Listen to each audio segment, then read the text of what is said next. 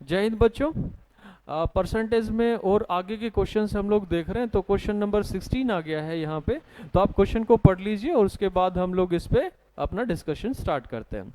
Question में लिया गया है कि एक फैमिली मेंबर्स हैं, 4 फैमिली मेंबर्स हैं, उसमें वो लोग अलग अलग अपना एक्सपेंडिचर दिखा रहे हैं। तो इस तरह का क्वेश्चन जो होता है, आप क्वेश्चन पढ़ रहे होंगे, इस तरह का क्वेश्चन होता है, इसमें सक्सेसिव परसेंटेज हमारा काम करता है। तो चलिए मैं आपको डिस्कस करता हूँ। ये मान लीजिएगा कि उसकी फैमिली की जो इनकम है वो 100 रुपीज़ है। पहला जो मेंबर है उसने 42% उसका खर्च कर दिया, तो ये 100 का 42% चला गया, तो 42 ही माइनस हो गया, क्योंकि 100 का 42% 42 ही होता है। तो अब बच गए हमारे पास कितने, 58 रुपीज़। 58 रुपीज़ जो बच गए हैं। अब जो दूसरा मेंबर आता है वो इस रिमेनिंग अमाउंट का, शेष धन का 35% वो खर्च कर देता है। 35%। तो 58 का 35% हमें पहले कैलकुलेट करना पड़ेगा, है ना। अब आपके पास दो चॉइस होती हैं, या तो 58 का 35% डायरेक्ट निकालिए, या फिर 58 का डायरेक्ट 65% भी कैलकुलेट कर सकते हो। दोनों ही केसेस में आपको कैलकुलेशन तो करनी पड़ेगी। तो चलिए मैं आपको बताता हूँ। आपको पता है कि किसी भी नंबर का, मैं इसमें डायरेक्ट 35% निकालने के बजाय मैं ये भी कर सकता हूँ कि इसका मैं 10% निकाल के 3 टाइम्स कर दूंगा तो 30% आ जाएगा। फिर इसका जो 5% है वो भी मुझे पहले से ही पता है कि 10% का हाफ होता है 5%। तो ये भी आप कर सकते हो। जैसे इसका 10% आपको पता है, किसी भी नंबर में 10% जो होता है वो एक प्लेस के बाद डेसिमल लगा दो। 58 का 10% हो गया 5.8। अगर मैं इसका 30% निकालूं तो 3 टाइम्स मैं कर दूंगा। 10% का 3 टाइम्स 30% होता है। 3 8 जा 24 हो गया, और 2 रिमेनिंग हो गया। 3 5 जा 15 और 17, 17.4 30% है 58 का। अगर आप इसमें 5% और भी ऐड कर दें तो टोटल 35% ही हो जाएगा। 10% आपको पता है 5.8 है, तो 5% इसका हाफ कितना हो गया, 2.9 हो गया। तो ये हमारे पास आ गया 20 रुपए और 30 पैसे। 20 रुपए 30 पैसे क्या है, 58 का 35% है। तो उसने खर्च कर दिए 20 रुपए और 30 पैसे, माफ कीजिएगा, ये 20 रुपए लिखते हैं यहाँ पे, 20 रुपए और 30 पैसे माइनस कर देते हैं। बच गए कितने, 58 में से 20 माइनस गया तो बच गया आपके पास 38, और 30 पैसे और चले गए तो 37.7। तो अब रह गए हमारे पास जो पैसे बच गए वो 37.7, यानी 37 रुपये 70 पैसे बच गए। अब जो तीसरा मेंबर आया, इसने इस अमाउंट का 21% खर्च कर दिया, है ना। इस रिमेनिंग अमाउंट का 21% खर्च कर दिया। अब आप डायरेक्ट अगर इसका 37.7 का 21% निकाल लीजिए, और फिर माइनस कर दीजिए इसमें से, या फिर आप इसका सीधा 79% निकाल लो, वो थोड़ा मुश्किल पड़ेगा। तो आप क्यों ना 21% निकाल लो इसका। आप जानते हैं कि 10% किसी भी नंबर का उस प्लेस में एक प्लेस डेसिमल आगे ले आओ तो ये 10% है। अगर मैं इसका 2 जा कर देता हूं तो 20% आ जाएगा, इसका 20% आ जाएगा, जो कि कितना हो गया अपने पास, 7 रुपए और 54 पैसे हो गए, है ना। इसका 20% आ गया। अब 1% और अगर मैं इसमें ऐड कर दूं तो 21% हो जाएगा। किसी भी नंबर का 1% क्या होता है कि जहां डेसिमल है 2 प्लेस आगे ले आओ, 2 प्लेस आगे ले आओ, तो ये हो जाएगा 377, डेसिमल 377 1% हो गया। आप इसमें ऐड करेंगे इसको, और ये हमारे पास आ गया 21%। किसका, 37.7 का 21% है 7.917। ठीक है। तो अब हम ये माइनस कर देंगे। आप अपनी कैलकुलेशन साथ साथ कर सकते हो। तो 21% मैंने निकाल दिया, माइनस कर दिया। अब हम इसमें से माइनस अगर करते हैं 7.917, तो हमारे पास ये बच गया 3 बच गया, यहाँ 8 बच गया, और ये 7 बच गया, और यहाँ पे 16 में से 7 गया, 9 बच गया, और ये बच गया। तो 29.783 हमारे पास बच गया। जब पहला मेंबर 42% खर्च कर चुका है, दूसरा मेंबर 35% ऑफ रिमेनिंग, तीसरा मेंबर 21% ऑफ रिमेनिंग, तो हमारे पास ये कैलकुलेशन होके बच गया। जो फोर्थ मेंबर है उसने क्या किया, 21% ऑफ टोटल अमाउंट, टोटल कितना था 100 था, 100 का 21%, मेक श्योर रिमेनिंग का नहीं कहा, टोटल का कहा है, तो टोटल का 100 का 21% डायरेक्ट 21 ही हो गया, तो उसने क्या किया 21 डायरेक्ट में यहां माइनस कर देता हूं, है ना, यही माइनस कर लेते हैं, तो यहां पे बच कितना गया हमारे पास 8.783, तो ये बच गया हमारे पास जो सेविंग बच गई सारे खर्चे करने के बाद। सवाल आपका ये है कि उन्होंने कितने परसेंट की बचत करी हुई है, तो उसने इतने की बचत करी हुई है किस पे 100 पे, तो ये इतना परसेंट डायरेक्ट ही हो गया 100 के ऊपर। आपका जो ऑप्शन बी है जिसमें कि लिखा हुआ है 8.7, तो आपका ऑप्शन बी मैच कर रहा है यहाँ पे 8.7, तो आपका आंसर आ गया बी। ठीक है बच्चों, नेक्स्ट क्वेश्चन को आप देख लीजिए। नेक्स्ट क्वेश्चन क्या कहता है वो जरा देख लेते हैं। क्वेश्चन है the annual population of a country increases every year by 20%। किसी देश की जो पॉपुलेशन है, जनसंख्या हर साल 20% बढ़ रही है, ये भी सक्सेसिव परसेंटेज का ही क्वेश्चन हो गया। कहता है 2000 में जनसंख्या 1 लाख थी, तो 2002 में कितनी होगी, 2 साल जनसंख्या बढ़ी है उनकी, है ना, 2 साल अगर पॉपुलेशन बढ़ रही है तो आपको पता है सक्सेसिव परसेंटेज में कितनी टोटल पॉपुलेशन उसमें हो जानी चाहिए। जैसे अब जब सक्सेसिव परसेंटेज की बात करते हैं तो एक रूल आता है जिसमें कि x% बढ़ रहा है, दूसरा भी कोई भी परसेंटेजेस सेम सेम हो चाहे अलग अलग हो, दोनों बढ़ रहे हो, तो आपको पता है कि दोनों का सम तो होगा ही, प्लस में दोनों की प्रोडक्ट अपॉन 100 ये भी ऐड होता है, ये सक्सेसिव परसेंटेज का एक रूल होता है। ये भी लागू कर सकते हो या फिर डायरेक्ट आप 1 लाख पे भी काम कर सकते हो, 20% बढ़ाया 20,000 बढ़ गया, फिर 1,20,000 हो गया, फिर उसका 20% बढ़ाओगे 24,000 बढ़ जाएगा, तो टोटल 1,44,000 हो जाएगा। या आप इसमें भी देख सकते हो कि 20 बढ़ गया, फिर 20 बढ़ गया, फिर 20 गुना 20 बटे में 100, टोटल आप पाओगे 44% ये बढ़ चुका है, 40 तो यही हो गया और 4 ये भी हो गया, टोटल 44% पॉपुलेशन बढ़ जाएगी 2 साल के अंदर। तो आंसर क्या आएगा, 1 लाख पहले थी, 44% यानी 44,000 और बढ़ गया, तो आपका आंसर है 1,44,000। ऑप्शन मैच कर लीजिए कौन सा आंसर है, साथ साथ आप लोग भी प्रैक्टिस कीजिए, अपना कॉपी पेन लेके बैठिए, और इसका आंसर हो गया फर्स्ट वाला। क्वेश्चन नंबर नेक्स्ट देख लेते हैं।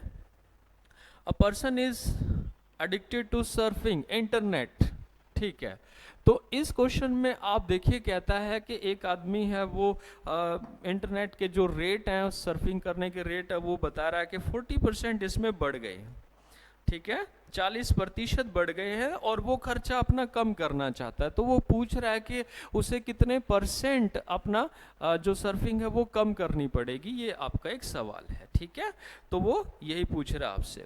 चलिए, तो पहले मान लीजिएगा कि 100 रुपए का उसका खर्चा आता था, है ना, अब क्या हुआ कि पर आवर 40% रेट बढ़ गया है, तो अब कितना हो गया 140 हो गया, कितना बढ़ गया यहाँ पे 40 बढ़ गया, 40% बढ़ गया, 40 बढ़ गया। वो कह रहा है कि मैं अपना खर्चा उतना ही रखना चाहता हूं, तो जाहिर सी बात है जो बड़ा है वही हमें माइनस करना पड़ेगा, वही हमें वापस लेना पड़ेगा, 40 माइनस करना पड़ेगा, लेकिन ये अब आप कम किस में से करेंगे, 140 में से करेंगे।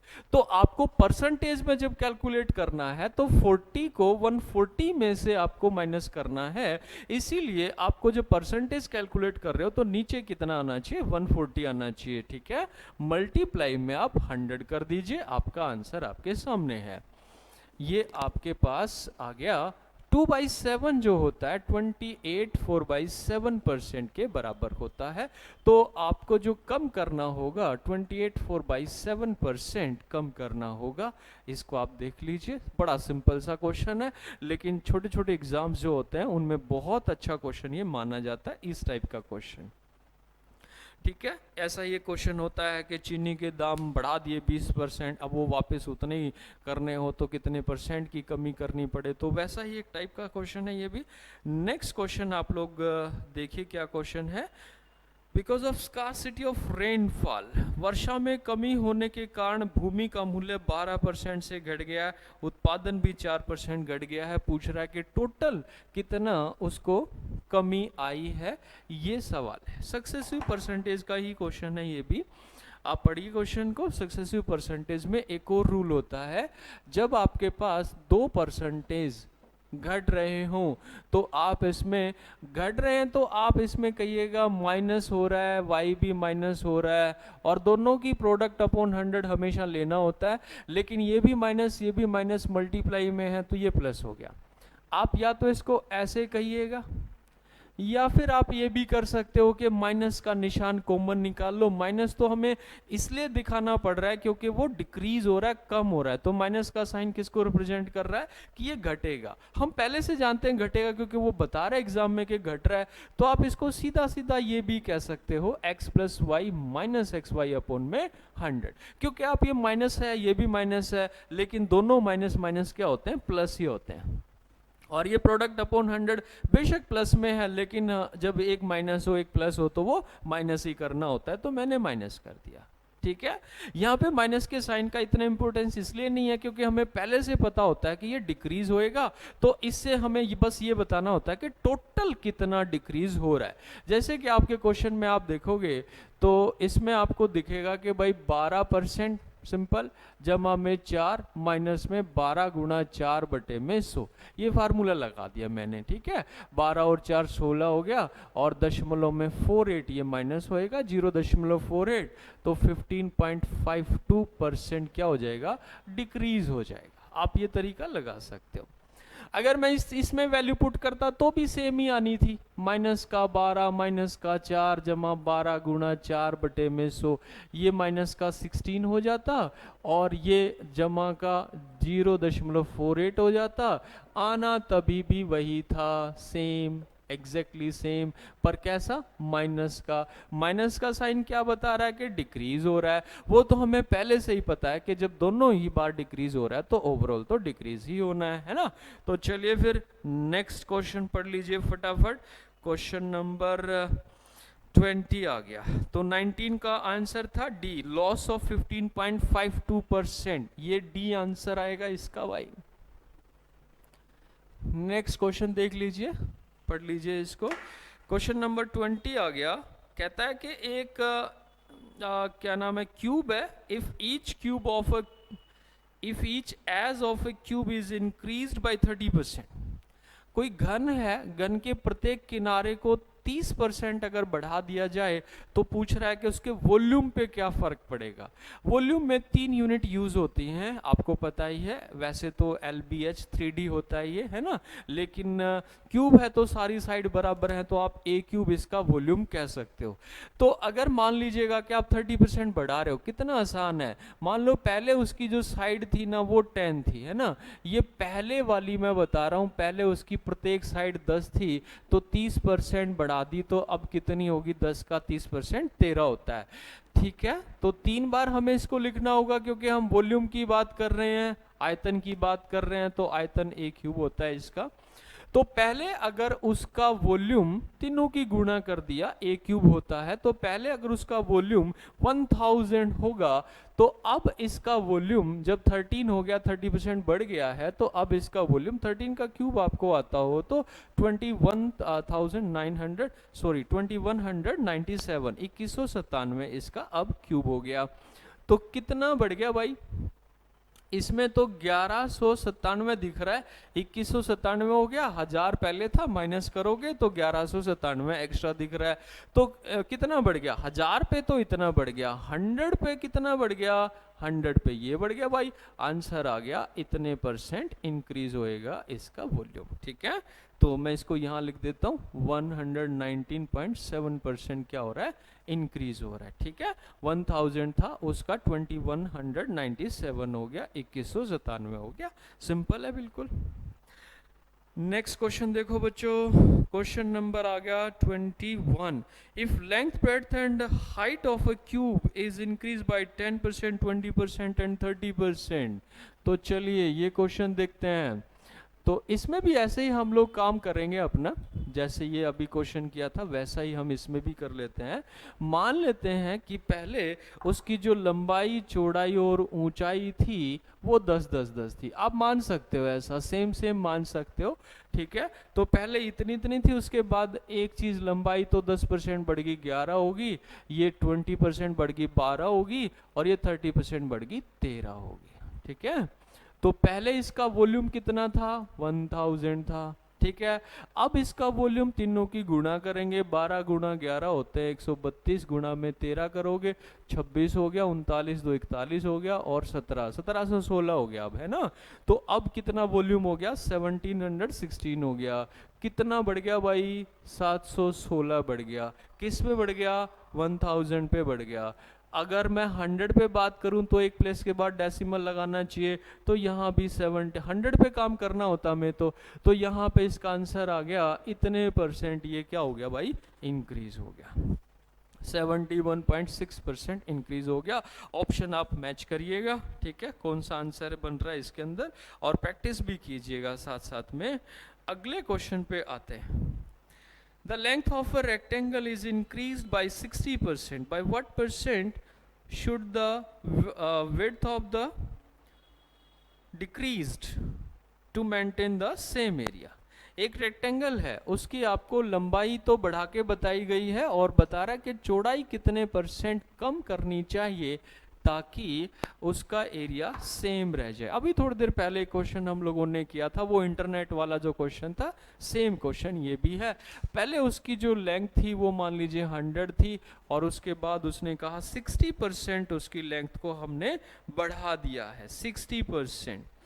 तो 60% बढ़ाएगा तो 60 ही बढ़ गया, तो 160 हो गया, ठीक है। 60% तो 60 ही हो गया फिर, है ना, 100 के ऊपर तो 160 हो गया। अब वो कह रहा है कि हम इसकी जो ब्रेड था उसको कितना कम करें, एरिया सेम रखना है। एरिया सेम रखना है तो सीधी सी बात है, जो हमने बढ़ाया है वही हमें वापस भी लेना होगा ताकि वो यूं का यूं सेम रहे। तो 60 हमें वापस लेना है, लेकिन इस बार लेना किस में से है, 160 में से, जो अभी प्रेजेंट में है। तो 60/160 मल्टीप्लाई में 100 हमारा आंसर आ जाएगा भाई। ये देखो आंसर आ गया, 2 2 जा 2 3 जा 75/2 इज 37 1/2%। आंसर हो गया 37.5% उसकी चौड़ाई को कम करना होगा ताकि एरिया सेम रह जाए, ठीक है बच्चों। नेक्स्ट क्वेश्चन देखते हैं। इसमें हम लोग देख रहे हैं कि लेंथ को 20% बढ़ा दिया, 10% बढ़ा दिया जाए और ब्रेड्थ को 15% बढ़ा दिया जाए, ठीक है। तो पूछ रहा है कि उसके एरिया पे क्या फर्क पड़ेगा, उसका एरिया कितने परसेंट बढ़ जाएगा। सिंपल है, आप लोग x% भी बढ़ा रहे हो, y% भी बढ़ा रहे हो, तो आप इसमें क्या कीजिएगा, ये फार्मूला हम लोग पहले से भी जानते हैं, x + y + xy/100, सब पॉजिटिव है। तो 10% भी बढ़ रहा है, 15% भी बढ़ रहा है, दोनों की प्रोडक्ट अपॉन में 100 और देख लो, ये हो गया आपके पास 25% हो गया, प्लस में ये कितना आ गया, 1.5 आ गया, टोटल कितना हो गया आपके पास 26.5%। तो इसका एरिया पे क्या फर्क पड़ेगा, 26.5% इंक्रीज हो जाएगा, ठीक है। नेक्स्ट क्वेश्चन देखो बेटा, अगले क्वेश्चन पे आ जाओ। अगला क्वेश्चन है, if the base of A triangle is increase by 10% and height is decrease by 20%। अच्छा, इसमें थोड़ा सा मिसप्रिंट हो रखा है मेरे हिसाब से, क्योंकि ट्रायंगल एक 2D शेप होती है और 2D शेप में हाइट नहीं होती है, इसके अंदर एल्टीट्यूड होता है। हाइट में और एल्टीट्यूड में फर्क होता है, हाइट ये होती है, ये सीधी हाइट होती है, और एल्टीट्यूड ऐसे डिस्टेंस होता है ना। तो 2D शेप होती है तो उसमें हाइट चीज नहीं होनी चाहिए। चलिए, तो हम इसको एल्टीट्यूड ही पढ़ेंगे। तो क्वेश्चन क्या है, कहता है कि अगर उसके बेस में 10% इंक्रीज हो जाए और जो इसका एल्टीट्यूड है वो 20% डिक्रीज हो जाए, तो पूछा है कि इसके एरिया पे क्या फर्क पड़ेगा। एरिया पे क्या फर्क पड़ेगा ये देखते हैं। तो 10% इंक्रीज हो रहा है। अब मैं पहले आपको बता देता हूं कि इसमें हमें फार्मूला कौन सा लगाना चाहिए। तो फार्मूला यही है कि एक चीज कोई बढ़ रही हो, एक चीज कोई घट रही हो, तो आपको पता है जो बढ़ रहा है वो पॉजिटिव होता है, उसको प्लस में लिखना चाहिए, जो घट रहा है वो माइनस हो गया। दोनों की प्रोडक्ट अपॉन में 100 भी माइनस में लिखना होगा, क्योंकि एक प्लस एक माइनस माइनस का साइन लेके आता है। चलिए देखते हैं। तो 10 बढ़ रहा है और 20% क्या हो रहा है आपका, माइनस हो रहा है। माइनस में 10 मल्टीप्लाई 20 अपॉन में 100, तो यहाँ पे माइनस का 10 हो गया और माइनस का 2 यहाँ से भी आ गया, तो माइनस का 12%। यहाँ पे माइनस का साइन आपको शो करेगा कि इसका एरिया 12% डिक्रीज हो जाएगा, घट जाएगा। तो ये इसका आंसर हो गया, आप इसको डिक्रीज कहिएगा, है ना, घटेगा इसका एरिया, क्योंकि माइनस का साइन यहाँ पे आ रहा है हमारे पास। ठीक है बेटा, नेक्स्ट क्वेश्चन जरा देखिए। नेक्स्ट क्वेश्चन देखो बेटा, क्वेश्चन नंबर तो आपको शो नहीं हो रहे होंगे। चलिए नेक्स्ट क्वेश्चन देखते हैं। If length and breadth of a rectangle are increased by 15% and 20% respectively, दोनों की दोनों लंबाई और चौड़ाई 15% और 20% बढ़ाई जाए तो उसके एरिया पे क्या फर्क पड़ेगा। अब दोनों ही अगर बढ़ा दी जा रही हैं तो सब प्लस में हो जाएगा, है ना, दोनों चीजें बढ़ जा रही हैं। तो आप इसमें कहिए 15% भी बढ़ रहा है, 20% भी बढ़ रहा है, और दोनों की प्रोडक्ट अपॉन में 100 एक्स्ट्रा ऐड होगा, तो 35 तो ये हो जाएगा और प्लस में 3 ये भी हो जाएगा। आपका आंसर है 38%। 38% ये क्या हो जाएगा, इंक्रीज हो जाएगा। अगले क्वेश्चन पे आइए आप, इसका आंसर हो गया डी 38%। नेक्स्ट क्वेश्चन देखते हैं, 26 नंबर आ रहा है मेरे इसमें। तो अगला क्वेश्चन देखिए आप, पढ़ लीजिए तब तक, मैं भी पढ़ लेता हूँ। क्वेश्चन है, income of Suman is first increase by 7% then decrease by 7%।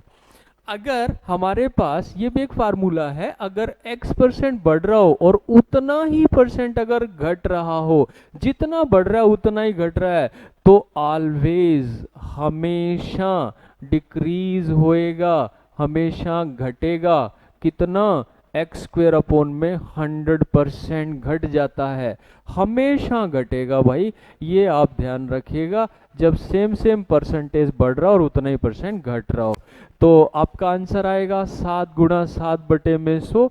पहले से जानते हैं हम लोग कि ये घटेगा, तो इतने परसेंट ये क्या हो जाएगा, कमी हो जाएगी, घटेगा, ध्यान रखिएगा, डिक्रीज होएगा इसके अंदर, 0.49% ये डिक्रीज हो जाएगा। नेक्स्ट क्वेश्चन पढ़ते हैं। What is wheat is now being sold at ₹27 per kg. During last month it cost was ₹24 per kg. पिछले महीने जो गेहूं था वो 24 रुपए पर केजी था, इस बार गेहूं का मूल्य 27 रुपए पर केजी है। एक फैमिली है, वो चाहते हैं कि हम खर्चा ना बढ़ाएं। अब खर्चा नहीं बढ़ाना तो आपको, आप जानते हो कि पहले 24 रुपए का 1 किलो था, अब 27 रुपए का 1 किलो है, तो आपको क्या करना पड़ेगा, आपको 3 रुपए का गेहूं कम खरीदना होगा, क्योंकि आप अभी भी 24 का ही खरीदना चाह रहे हो। क्यों, क्योंकि आपने शर्त रखी कि खर्चा बढ़ाना नहीं है, तो अभी भी आप 24 रुपए का खरीदोगे तो 3 का गेहूं नहीं खरीद रहे। और आपको अब ये देखना है कि 3 का गेहूं, अब क्योंकि 1 किलो 27 रुपए का आता है, तो आपको इसी पे चेक करना होगा। आपका आंसर आएगा 3 रुपए का गेहूं 27 रुपए के गेहूं का कितना परसेंट है, तो ये हो गया 11/9%। आपके ऑप्शंस में जो ऑप्शन मैच कर रहा है वो है 11.1%। ठीक है, तो आंसर आ गया 11.1%। तो ये कहते हैं कि अपने कंजप्शन कितनी कम करनी पड़ेगी। कंजप्शन से मेरा मतलब है कि आपको 3 रुपए का गेहूं नहीं मिलेगा, वो 27 रुपए का 1 किलो आता है उसके ऊपर नहीं मिलेगा, तो इतना गेहूं आपने नहीं खरीदा हुआ है, जो नहीं खरीदा वो कंजप्शन में भी कमी है, तो आपका आंसर आ गया 11/9%। इसको आप डी ऑप्शन में रख सकते हो 11.1% में। नेक्स्ट क्वेश्चन पढ़ लेते हैं। इन अ मेडिकल सर्टिफिकेट, पढ़ लीजिए, इन अ मेडिकल सर्टिफिकेट वाला क्वेश्चन आ गया है। तो इसमें आप लोग नोटिस कीजिए एक बात, एक लड़के ने क्या किया, अपना गलती से 25% ज्यादा हाइट उसने शो करी अपने सर्टिफिकेट के अंदर, ठीक है। लेकिन जब वो वहां पे इंटरव्यू फेस कर रहा था, उसने बताया कि एक्चुअल में मेरी हाइट तो 5 फीट की है, तो उसने 25% एक्स्ट्रा बताई। सवाल ये है कि उसने कितने परसेंट यहाँ पे बताया, सवाल पूछा है कि उसने बताई गई ऊंचाई को वास्तविक ऊंचाई से परिवर्तित करने के लिए उसने कितने प्रतिशत की कमी करनी होगी। अब उसे चेंज करके वापस अपनी ओरिजिनल हाइट बतानी होगी।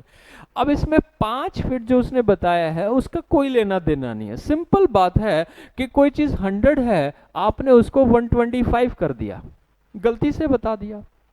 तो आप चाहते हो कि वापस हम ओरिजिनल उसी पे आ जाएं, 100% पे आ जाएं, तो आपको 25 कम करना पड़ेगा, क्योंकि आपने 25 बढ़ा रखा है तो 25 कम करना पड़ेगा। ये तीसरा चौथा सवाल आ गया इस सेम टाइप का।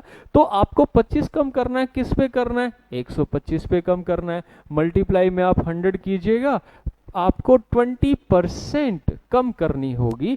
जो टोटल अभी नई हाइट है उसमें से आपको 20% कम करनी पड़ेगी, ताकि आप वापस ओरिजिनल पे पहुंच जाओगे, ठीक है।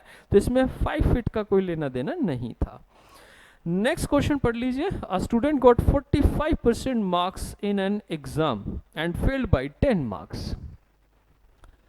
एक लड़के ने 45% मार्क्स लिए हैं और वो 10 नंबर से फेल भी कर गया। उसने बताया कि जो maximum marks of the examination है, जो कुल अंक हैं पूरे एग्जाम के, वो 200 हैं। तो पूछा है कि पास होने के लिए कितने परसेंट मार्क्स की जरूरत है। बिल्कुल बेसिक क्वेश्चन है। तो आपने पता है कि 45% मार्क्स हैं, 200 में से लिया हुआ है, तो ये 90 हो गए। उसके जो अंक आए हुए हैं वो 90 अंक आए हुए हैं, 90 मार्क्स उसने लिए हुए हैं, लेकिन वो 10 से फेल भी कर रखा है। अगर मैं 10 नंबर और जोड़ दूं तो 100 में पास हो जाएगा। आप जानते हैं 100 में पास होगा। आप जानते हैं 100 नंबर, जो टोटल नंबर है 200, उसका कितना परसेंट है, आंसर इज 50%। तो 100 में पास होगा 200 में से, तो आपको पता है कि आपका आंसर 50% है। पूछा है कि पास होने के लिए कितने मार्क्स, कितने परसेंट मार्क्स की जरूरत है, तो परसेंटेज में 50% मार्क्स आपको चाहिएंगे। नेक्स्ट क्वेश्चन पढ़ लो बेटा। अगले क्वेश्चन पे आ जाते हैं। क्वेश्चन है कि an MBA student gets a monthly fellowship from which he spend 75%।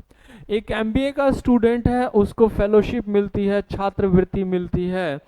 तो उसमें वो क्या करता है कि 70% तो एक जगह खर्च कर देता है तथा 20% एक और जगह। या नोटिस करने की बात यह है कि जो 20% खर्च कर रहा है वो रिमेनिंग का नहीं कर रहा है, शेष का नहीं है। अगर ऐसा नहीं बोला गया तो 20% कहां से खर्च करेगा, टोटल में से ही खर्च करेगा। तो टोटल में से तो हम सीधा भी कह सकते हैं, उसके पास 100 रुपए थे, उसने 70 और 20 यानी 90% खर्च कर दिया है। 90, 100 का 90% 90 ही होता है। तो उसके पास अभी बचे कितने, 10 रुपए। उसके पास 10 रुपए बचे होने चाहिए फिलहाल हमारे हिसाब से, जो सेव होंगे उसके, है ना। लेकिन उसने बताया है कि वो पूरे साल के इस तरह से 4800 रुपीज, 4800 रुपये बचा लेता है। तो 4800 रुपये एक साल के, तो हमें, क्योंकि ये हमारे महीने के रुपए बचे हुए हैं, तो हम लोग जानते हैं कि हर महीने वो 400 रुपये हर महीने बचा रहा है ना। तो अब आप क्या करोगे, ACR भी लगा सकते हो। ACR जो हमारा फार्मूला है, मैथमेटिकल फार्मूला है, जिससे पूरे सवाल, पूरा अर्थमेटिक एक ACR से सोल्व हो सकता है। ACR का मतलब आप जानते हैं, A फॉर एक्चुअल नंबर होता है, C फॉर कंपैरेटिव नंबर होता है, और मल्टीप्लाई में जो रिक्वायर्ड, जो आपको चाहिए वो हो गया। तो इसको हम ACR बोल देते हैं, है ना। एक्चुअल नंबर का मतलब है कि जो असली की संख्या जो आपको दे रखी होती है वो। तो असली संख्या जिस बारे में, मैं इसको हिंदी में लिख रहा हूं, असली संख्या जिस बारे में बटे में नकली संख्या उसी बारे में। ये बहुत काम आती है भाई ये चीज, उसी बारे में। और मल्टीप्लाई में आपको जो चाहिए वो गुणा में लिखिए। जैसे असल में 400 रुपये हर महीने बचाए जा रहे हैं, तो हर महीने 400 बचा रहे हो, हमारे हिसाब से हम 100 पे कितने बचा रहे हैं, 10 रुपये बचा रहे हैं। और चाहिए क्या, वो कितने उसकी फेलोशिप है, हमने तो 100 रुपये मानी थी, तो हम इसको 100 लेंगे, आपका आंसर आ गया 4000। तो वो हर महीने जो छात्रवृत्ति प्राप्त करता है वो 4000 रुपये प्राप्त करता है। ठीक है बच्चों, तो अगले वीडियो में हम लोग और आगे प्रैक्टिस लेके आते हैं, तब तक आप प्रैक्टिस करते रहिए, स्वस्थ रहिए। जय हिंद बच्चों, थैंक यू।